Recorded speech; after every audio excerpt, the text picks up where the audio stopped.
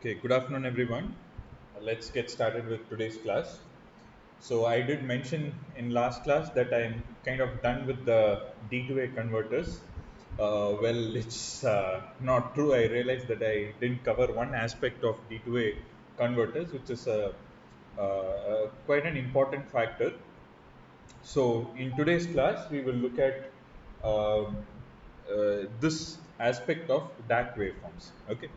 So, what we have seen in the last few lectures, or last quite a number of lectures, when we discussed about D2A converters, we started off with the basic parameters of how you characterize a D2A converter, right? And then we looked at how do you build D2A converters. For we looked at different architectures. We looked at the circuits for each of the architectures, and we also realized that there are pros and cons for each of the architecture, right? And we also saw what is going to limit your resolution and other things. Okay, so we looked at all these different aspects, right? So now to kind of tie it all together from a little bit of a systems perspective is what we are going to see today. Okay, so let's go to the overall system perspective. Let's say this is your D2A converter. Let's say this is your n-bit digital word which keeps coming. Okay. Now this is going to come at a certain frequency fs. Okay. See, the moment you sample a data, right? Uh, Obviously, D2A converters also operate at a certain sampling rate. Okay. Now the notion of sampling rate basically means that what is the input data rate, right? The input to a D2A converter is digital signal, so it is going to be an n-bit word, right? And this n-bit word is going to come every 1 by fs seconds, right? So that is the sampling rate, the sampling rate at which probably the signal was earlier sampled and then later processed. Okay, so this is when we say sampling rate of a DAC, or rather the DAC data rate or sampling rate, we talk about the data rate at which the input arrives at the D2A converter. Okay, now if you look at any of the D2A architectures, let's say the resistive ladder or R2R DAC or resistive binary weighted segmented resistive DACs, capacitive charge sharing DACs, current steering DACs, right? Split cap DAC, cyclic DAC, or even pipeline DAC. All these things, what we said was there is a digital code, right? And there is a certain output voltage. Okay. So for a code, let's say an n-bit code that gets mapped to a, let's say, a voltage, right? Now we are talking about a code to an voltage, but in the time domain, how will it be? Okay, let me take for example, in the time domain, let's say, let me probably draw two axes. Okay, this is also time domain. Let's say this is my digital code and this is my analog code. Okay, now how is my digital code going to be? Let me make some ticks here. Let's say this is 1 by fs. Okay, ts being 1 over fs, so it makes it easier. This is ts, 2ts, 3ts, 4ts, 5ts, 6ts, and so on, right? Let me say the same marking on this axis. So this is the time axis, right? Now how does your input digital word behave? Let's say, the digital word is going to look something like this, for example. um,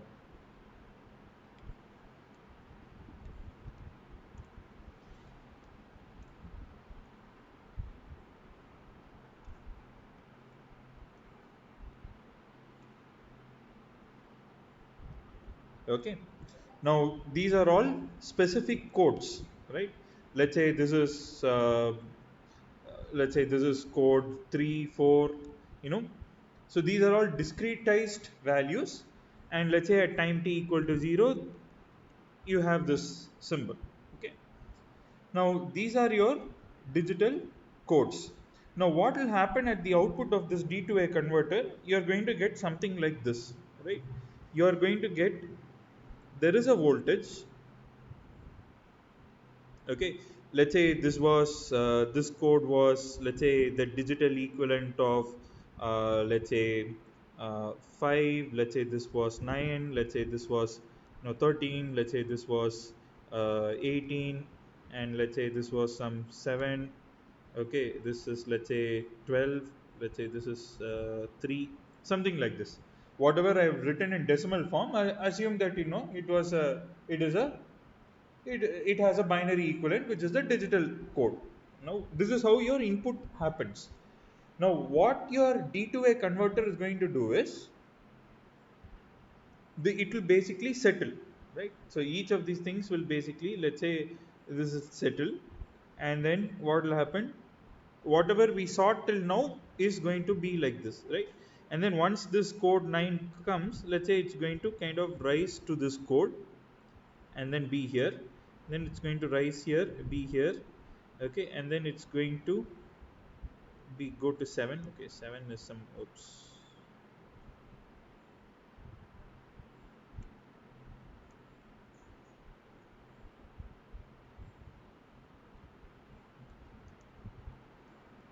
Oh, fine.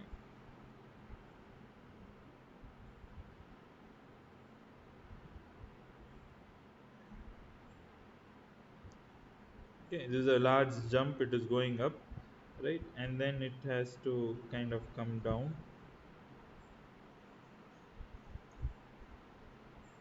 Okay, this is how your digital output would be, right? But actually your actual signal might have been what?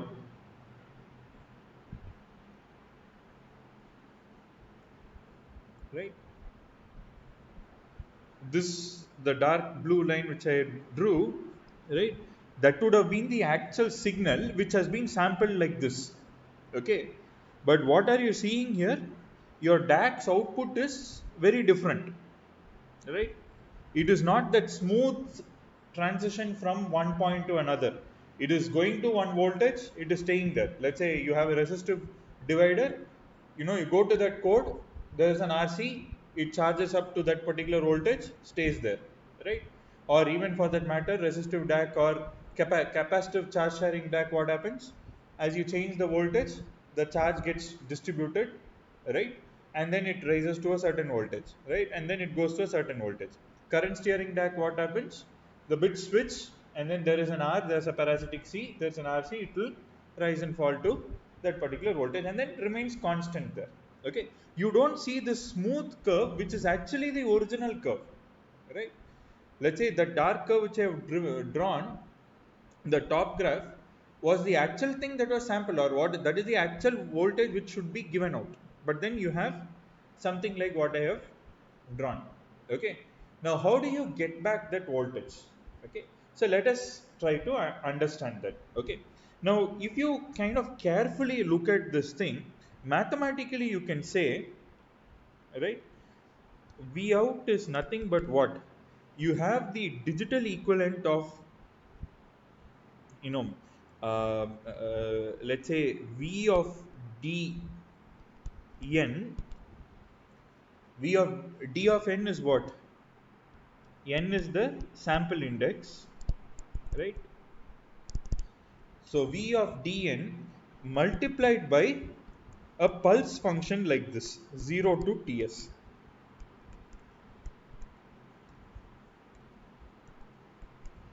Right? Can we think of it like that? Okay, for example, this code of 5 has a certain voltage, right? That voltage is V of Dn, that is multiplied by, sorry, that is convolved by a pulse. So basically this will look like,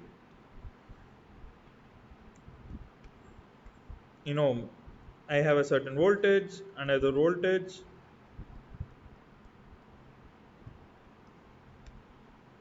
and so on. Okay, V of Dn is also a discrete time signal which is convolved with this. So once this convolution happens, what will you get? You basically get this, okay, this, and so on, right? This is exactly what I drew here.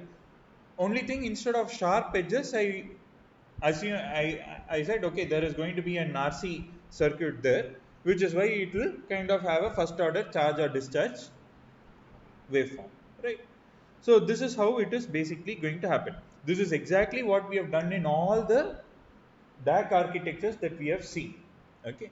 Now there is a very important part to be done to go from here to something like this. A very important part has to be done. Can you kind of guess what needs to be done? What is this block that will get you from this place to this place? Filter. Yeah, what type of filter? Low pass filter. Correct, very good. So this is a low pass filter. Okay. Now why should we put a low pass filter? So it will block this high frequency component and it will give the original low Correct, frequency output. correct. So in the time domain, right, V out of t, I wrote it as a discrete time signal, or rather, this discrete time signal can be written as what? V of dn into delta of t minus nts, right? That is how you can write it. Mathematically, it can be written as V of d of n multiplied by delta of t minus nts. So it's all impulses multiplied by this. Now what happens to the V out of f? It will be nothing but this is the actual signal. Let's say the V of uh, Vd of f, which is multiplied by what is the Fourier transform of the pulse signal? If you have a pulse from 0 to Ts, what will be its Fourier transform? Not the Sinc. equation, just tell me the appearance, or rather the structure.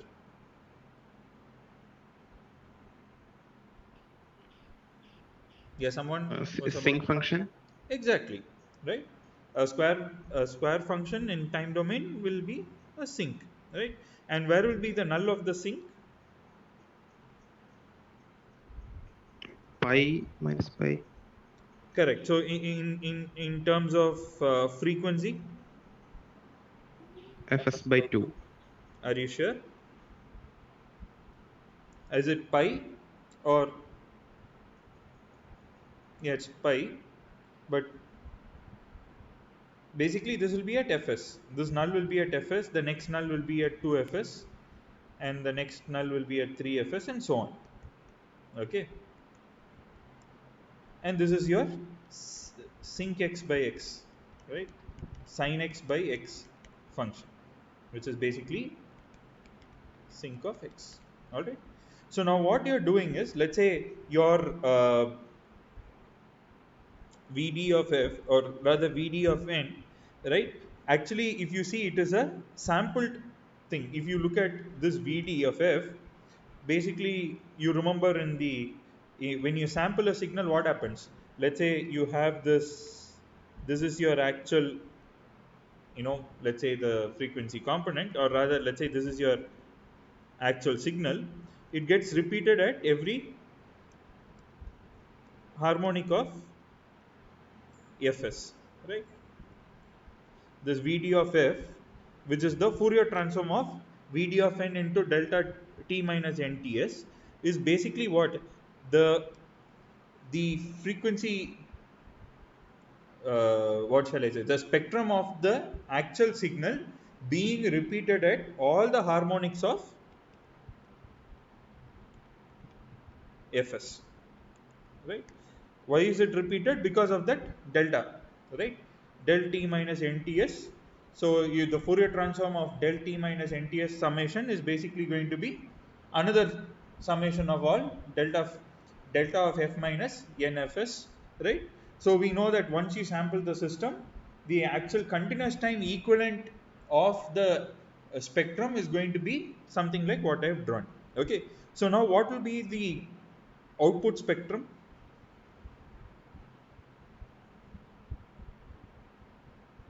It is a multiplied version, right? So now what happens is, let me go to the next page, right? So let's say 0, this is f, right? So you originally had, let's say, like this, right? And let's say your sinc function, just a minute, let me,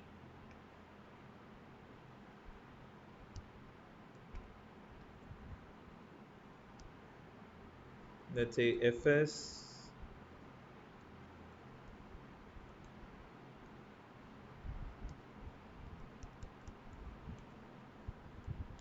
okay, and how is your sinc function? Your sinc function is something like, there's a null right here. This is the actual function, right? If you plot the magnitude response, how will it look like? Let me plot only the magnitude response here, okay, because we are interested in the magnitude. Okay, now, okay, instead of drawing it so big, let me just say, let me just normalize it. Okay, the magnitude will look like something like this, right? Correct. Let's say this is minus 2fs. Let's say this one is at 2fs, right? Now this is how the magnitude of, let me put the legend, this is the Vd of f. The black one is basically the magnitude of sinc of x, right? Now, how will your actual signal be? What will be the resultant actual signal? Your resultant actual signal will basically kind of look something like this. Probably it's not very correct. Oops, what happened? Okay, just to create some,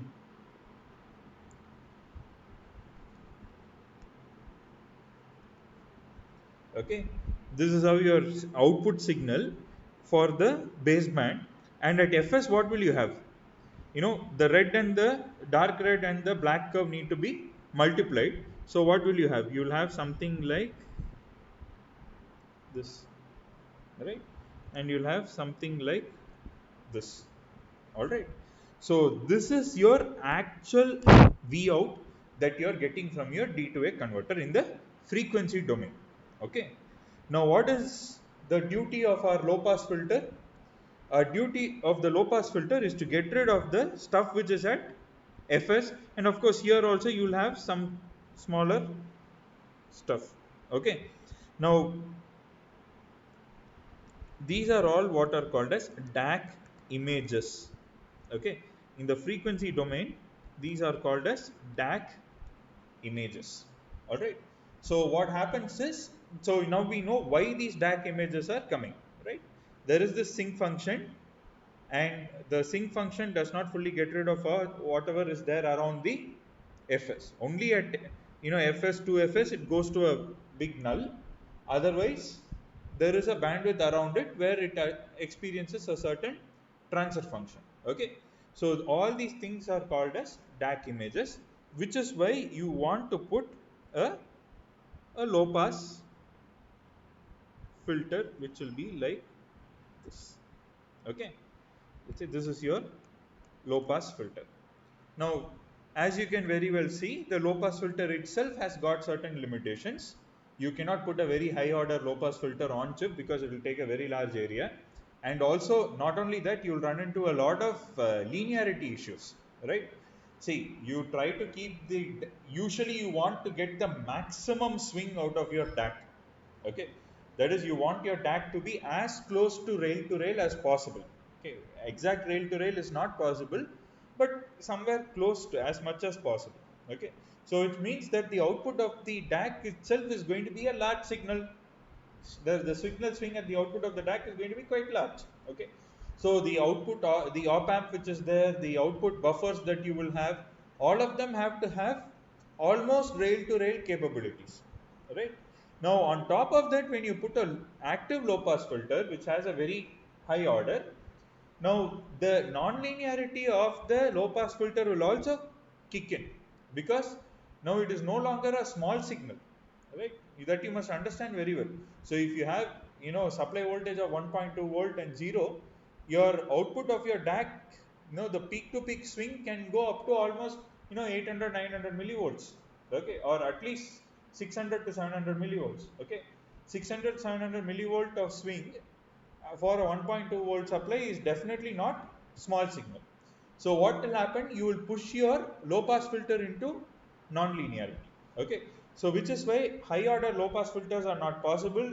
Typically, you might use different architectures. You keep using different types of filters. Sometimes you work with the current domain and then you generate the voltage. Many times all these kinds of things are all done. Okay, so at the end of the story is that the low pass filter does you don't get a very good high awesome low pass filter. You get, sometimes you might have only a first order low pass filter or a maximum second order low pass filter, not more than that. Okay, now having said that, okay, the attenuation of DAC images is going to be not too much. Okay, so there will be what is called as residual DAC images. Okay, and especially this is a problem when you talk about the D2A converters in a communication chain. All right, if you look at a transmitter chain, you have a D2A converter, then that goes to a low pass filter, then goes to a mixer, and so on. All right, so DAC images are something that people usually worry about, try their level best to take care of. Now there is also one more problem. Can you see one more problem in the spectrum that I have drawn? I have drawn the output spectrum, V out spectrum, right? Can you see one more major problem that is there?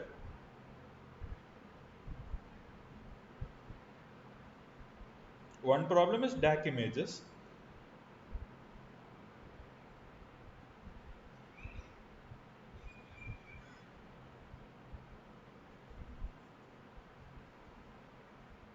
Sir, is there still some part of not the high frequency component is present?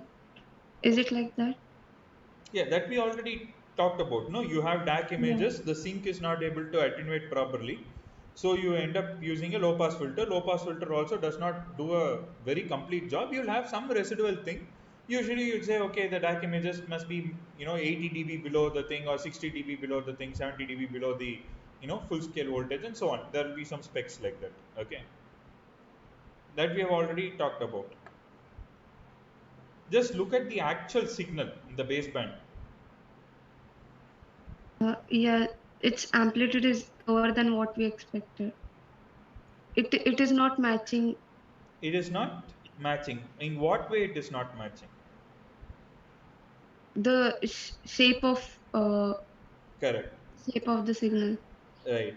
Why is that shape now? So you can see that this curve's shape, right?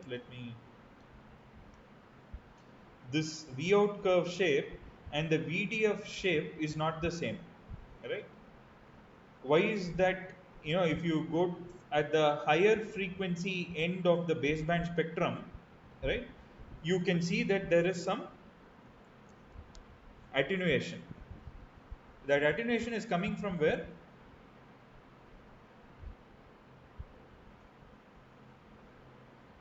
So I deliberately drew like this, right? So why is that coming? What is causing that thing?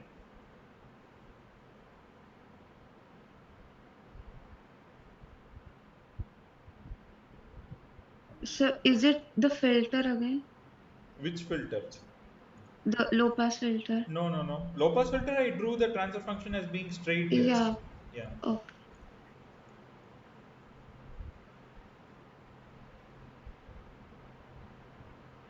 You're right, the shape is now distorted, right?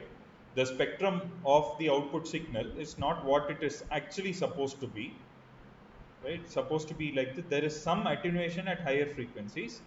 Now, what is responsible for that? The sync-X. Exactly. It's the sink's response. Okay. What did we see in the equation? We saw that Vd of f is multiplied by the sink. So the sink is causing that attenuation. Okay. So this is what is called as sink attenuation, right? Or sink X attenuation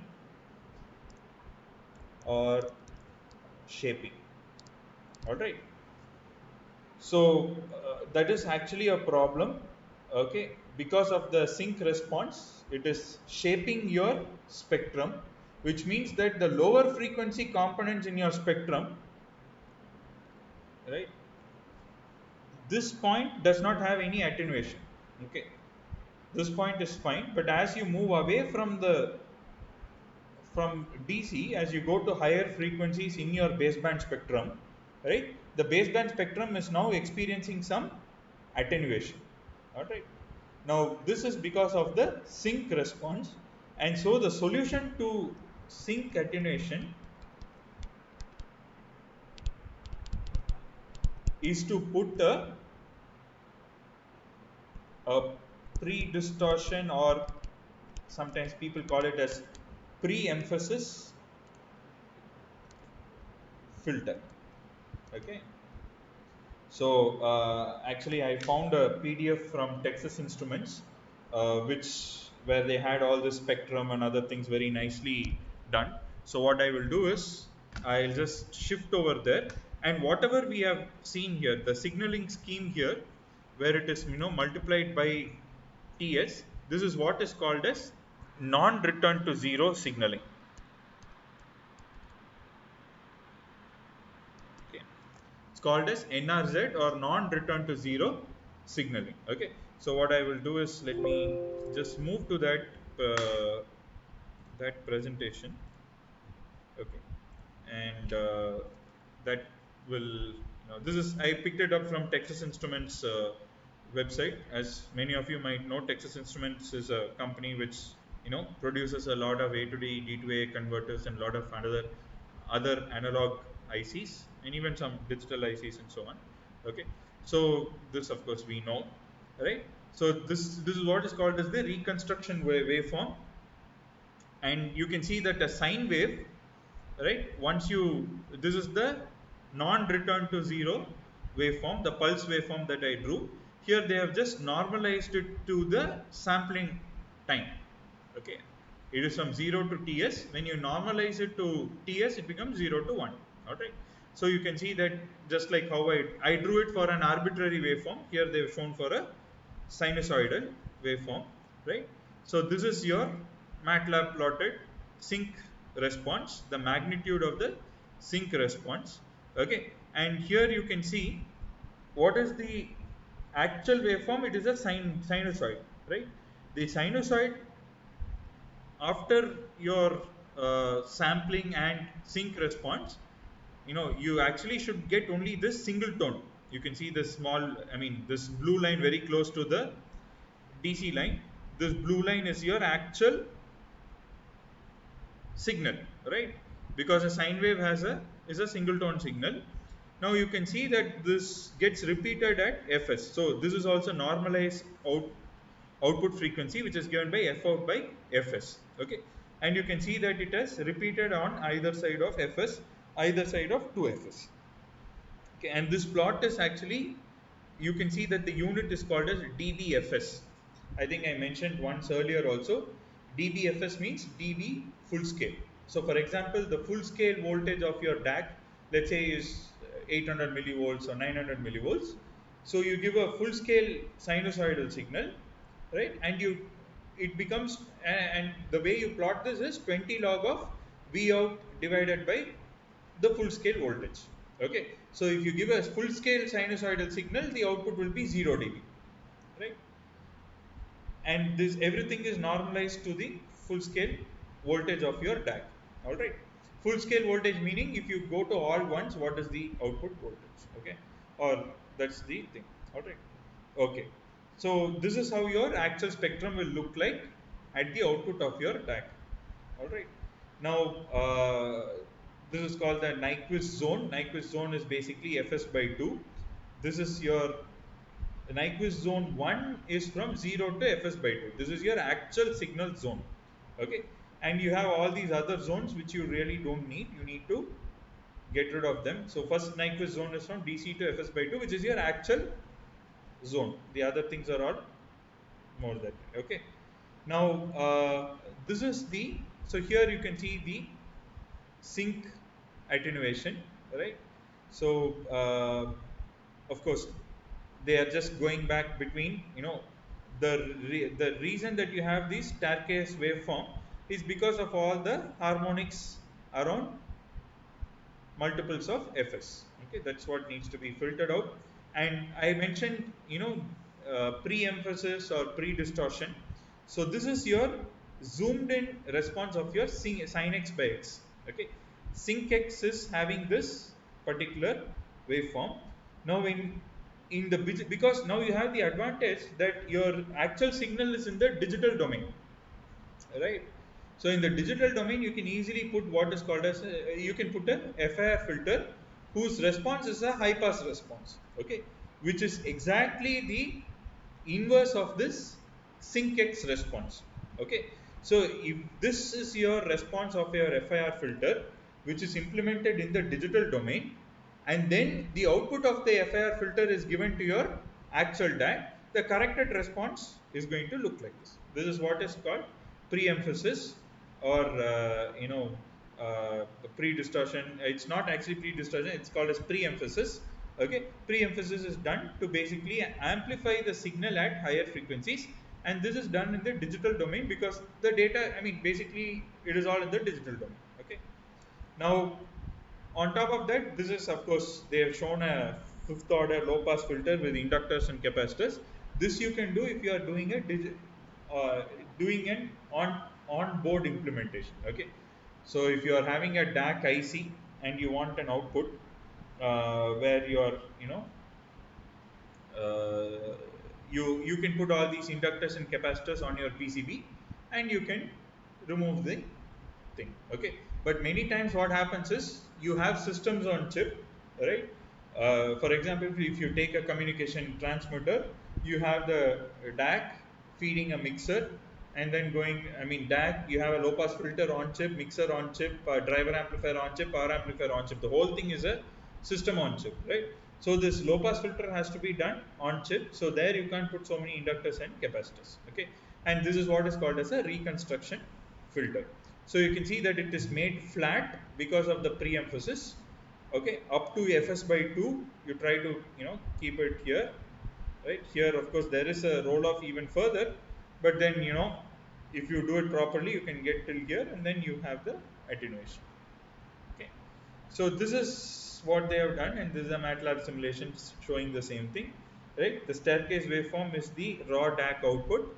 After reconstruction filter, you get the actual smooth sine wave. Okay, and here you see what they have shown, right? You have a 40 dB attenuation of the signal. So what happens is this comes down to this line. You still have some residual images, right? But then if you push it sufficiently down, usually what happens is in any industry you'll, when you're designing a product, you'll say, okay, my DAC images have to be at least 40 dB or 60 dB lower, or it has to be minus 60 dB Fs or minus 40 dB Fs, okay, or 40 dB C. That is like if you send a signal, input signal, it should be 40 dB below that amplitude of the input signal, things like that. Okay, and reconstruction filter, if you don't have a they have increased the cutoff frequency and other things. Okay, this is, so here in this example the input was very close to DC. Here the input is very close to fs by 2. So you can see how the actual waveforms are varying so much. Alright, it's a high frequency signal. Okay, there is this attenuation because of the sync. Alright, now there is also another question. Okay, some people can ask, see, now we are having images at higher frequencies, and we are saying we are putting a low pass filter and taking only the baseband signal. What if we take, instead of the baseband signal, I am more interested in the signal which is around, let's say, 5 times fs or 3 times fs. Okay, can we do that? So in order to do something like this, there are different signaling schemes. Okay, and that is what we see here. So whatever we saw in our lectures till now, and what is very commonly used, is what is called as the non-return to zero signaling scheme, NRZ. It is also called as zero order hold. Okay, zero order hold, it's another term especially from DSP. So if you are using this signaling scheme, you can take only the first Nyquist. Okay, so that is first Nyquist zone, meaning 0 to fs by 2. Only the baseband signal you can recover. You can't take the signal at a higher order harmonic. Okay, there is also another signaling scheme which is called as return to zero. Okay, or RZ or RTZ, usually it's called as RZ. So here you can take even in the second Nyquist scheme. Okay, there is one more scheme called as return to complement, which is called as which mixed mode or RF mode, where you can go up to the second or the third modes. Okay, and if you see here, of course, this is the NRZ waveform, okay, or the ZOH waveform, which we saw, the sync response. So you can take, you have a lot of loss in the other Nyquist zone, so all of them are practically useless. Only the first Nyquist zone is of use, and this we have already seen, right? Like time domain waveform, frequency domain waveform. Okay, return to zero waveform is going to be like this. That is, like, it will go to the actual Vout waveform for half the time duration. That is, for 0 to Ts by 2, it will go to, let's say, 0.5678 volt, and then for the next half it will return to 0. Okay, now this pulse, if you compute the Fourier transform, right, instead of, see, when you are doing all these things, instead of working out elaborate Fourier transform equations, you should be able to kind of look at this waveform and kind of predict its Fourier transform, right? So the Fourier transform of this type of a pulse will be also a sync response, right? But then the null will be at 2fs. Okay, it will be at 2fs, 4fs, and so on. That will be the sync. Now, what is the advantage here? By using a return to zero scheme, you can see that the sync roll off is much better, right? It's not as bad as this one, right? Now it is kind of slowly doing only here, right? You can see that the sync roll off is actually it's called a sync roll off. The sync roll off is lesser, it's more flatter, okay, so that you get even the first and the second Nyquist zone also you will get, okay. But the other disadvantage is that if you, of course, compute the full mathematical expression, you will see that there is a term of 1 by 2 in the Fourier transform expression. So that corresponds to a 6 dB loss in the first Nyquist zone itself. Okay. In other words, what we are saying is, if you do a return to zero scheme, right, you will get half the output voltage. That is also intuitively understood, right? Because now the voltage is available only for half the duration, and then it goes to zero. So your low pass filter, I mean, basically you will be taking the average of it, right? And the average will be like what? Half that of the full NRZ waveform. Okay. So some people, in order to kind of reduce the impact of the sync roll off or the sync attenuation, they may go for a return to zero waveform. Alright. So there are DACs which work on return to zero waveform also. Okay. So in which case, how will you modify your circuit? Whatever we did is only for 0 to Ts by 2, and after that there will be one more switch which will connect the output voltage to 0, right? So all your different DAC architectures circuits that we saw, the switches between 0 and VREF will work only for Ts by 2 duration, and the next Ts by 2 duration there will be one more switch which is actually connecting you to ground. Okay, so that is the way you can build a RZ DAC or return to zero DAC, and the advantage is that you have more flatter sync response. That is, if you don't want to do a lot of work in digital, okay, especially if it's a very high frequency, things, a lot of all these things are there, but only thing is you have a 6 dB loss. Okay, now the waveform will look like this, right? So this is a sinusoidal waveform which has been digitized, and this is the output of the DAC. You can see it is going to the actual voltage for half the time duration, then to 0, and so on. And so you can see that there is a 6 dB attenuation here, and not too much of DAC roller, of course, that you cannot see here. But you will see that the component at Fs is still very high. Okay, notice the value at Fs, or normalized frequency of 1, right? And here you can see that sync roll off also, right? This is higher than this. Okay, compare this with this one, right? This is minus 20 dB below the actual thing.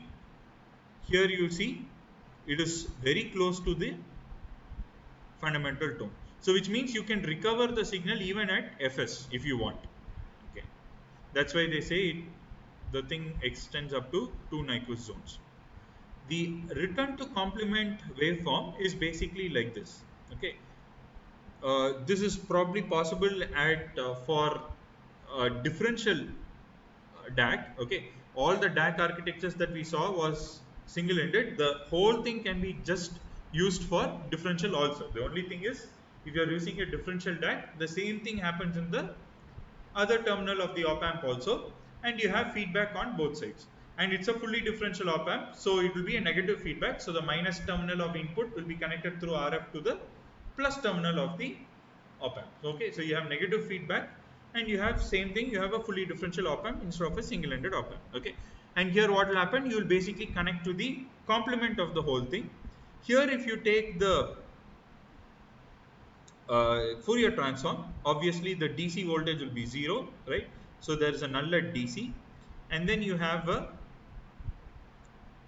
thing like this, and then you have the other thing at 2 times Fs also. So you can basically use the second and the third Nyquist zones. Okay, I don't know if people actually use these things, but this is possible. Okay, maybe some exotic DACs are like that. So the time domain waveform, you can see that for half the time duration it is at the actual value, and the other half it is in the negative of it, or the complement of it. Okay, and you can see that at the lower frequency side, in the first Nyquist zone, the spectrum is more attenuated than the first, second and the third Nyquist zones. Okay, so this is how you have. This is also one more variant where you have return to complement with the reset. Okay, so you go to the actual value, go to the complement, and then you reset, and you can see that for different percentage of time for reset, you have different sync x by x responses. Okay, the DAC output responses. Okay. So if you have a reset time, it will be like this. For some duration it's at the actual thing, then complement, and then reset. Okay. So these are all possible. Okay, output bandwidth. So so basically this is about the output bandwidth and the reconstruction filter. As I mentioned, you cannot have a perfect reconstruction filter. You will have some stuff, and even the there will be some additional losses in the filter also. Okay, so I will post this slides in Moodle as well.